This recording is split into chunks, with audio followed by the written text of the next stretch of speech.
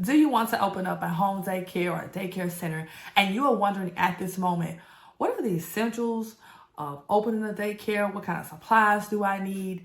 I'm going to share with you some things that I know I had to have when I opened up my daycare center.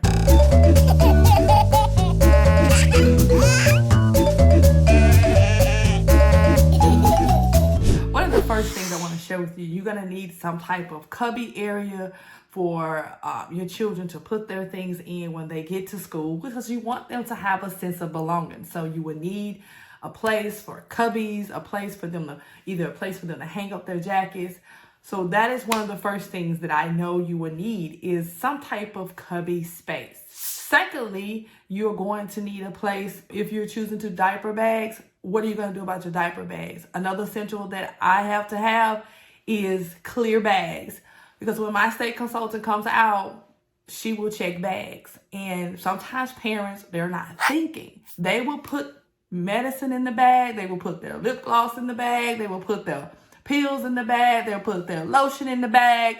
It's just whatever. You will be surprised some of the things that parents will put in the bag because they took it to church with them. They took it to the mall with them, and they just threw it into the baby bag because it was easy for them to do. However, they don't understand that if you have a cubby area that children can reach, it could be not so good, because a child could see it in the bag or go into another child's bag and grab the pills out of the bag, or grab the lotion out of the bag, or grab something in the bag that could hurt another child. So I have my parents to bring in clear bags.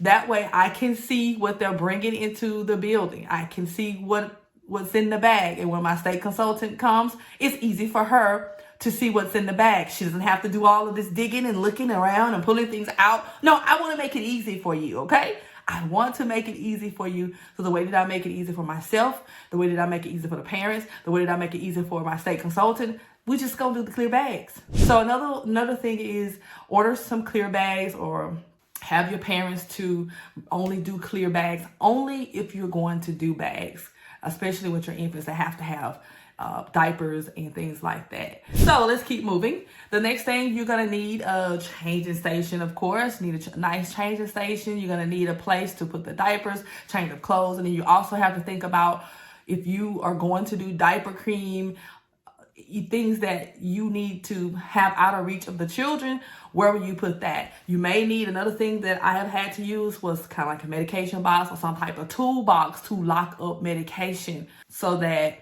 the children could not get the medication. It's in a safe place. It had to be locked up. That's for the state of Alabama. Now, in other states, the rules may be different with how medication can be stored. I believe in Georgia, the medication can be up high as long as it's out of reach of the children. But in Alabama, we have to lock it up. Okay? So that is another thing that I have. It is a must-have for me. The next thing is, if you're going to serve infants, you got to think about our infants that are getting ready to start eating food. You're going to need some nice high chairs. I use the cute little mini high chairs. They're kind of to the floor a little bit. They're so cute to me. And I let them sit around the table with the other kids when they were starting to eat food. So the little small mini chairs, like high chairs.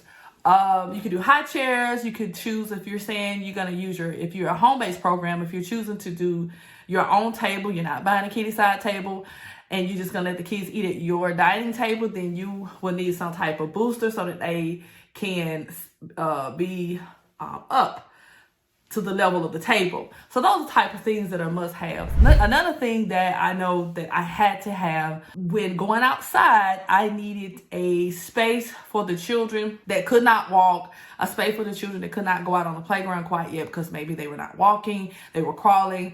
So what I bought was a very large pack and play. I made it very nice and soft.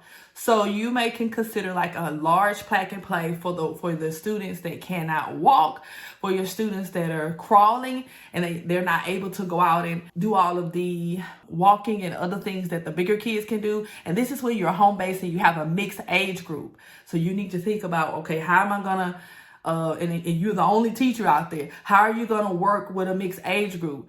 So for me, what worked for me was a huge pack and play outside. And I put a nice padding down on it. And I put toys out there and I would get in it with them. I would sing songs. I would make sure also that I was watching the other kids, or I would stand next to the pack and play and watch. But that's what I did. And that was something that I had to have. So those are some of the must-haves for me. You're also going to need child-sized tables and chairs. Those are very helpful. You got to think about things like that. Shelves for toys, of course. Then you want to make sure that if you're working with home-based, you will need to be creative with how you put toys out, because you will have mixed age group. With a 2-year-old, if it can't play with beads, or they can't play with the string beads, they can't play with little pieces like Legos, what the 5 and 6-year-old may can.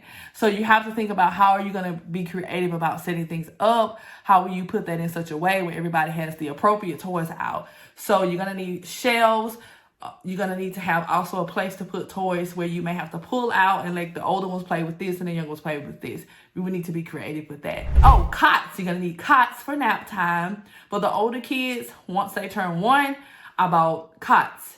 And I had parents to purchase nappers. When it comes to the infants and home base, make sure you check your state standards to see what you're allowed to do when it comes to the sleeping. I did a pack and play in home base. I did a pack and play. Of course, in a childcare center, you are not allowed to use, in the state of Alabama, pack and plays. You have to get a crib, and the crib has to meet a certain standard. So you have to look into your standard. In the state of Alabama, we have to look into that book and find out, okay, and we have to make sure that the crib meets a certain safety standard. So in a childcare center, you're going to need cribs, of course. In the home daycare, you don't have to have a pack and play, but for me, I use the pack and plays because in the state of Alabama, children could sleep in the bed. And for me, that's a no-no for me. I just got a pack and play for the younger ones, like the infants, made it nice. And then for the older kids, once the toddlers turn 1, then they would move to a cot, especially if they were walking. So I would move them to a cot. So I've shared with you daycare supplies, daycare essentials that were must-haves for me. If you would need help with setting up your daycare center with supplies, things that you may need to open your childcare center, book a discovery call with me. I would love to chat with you. Now, I've also did another video.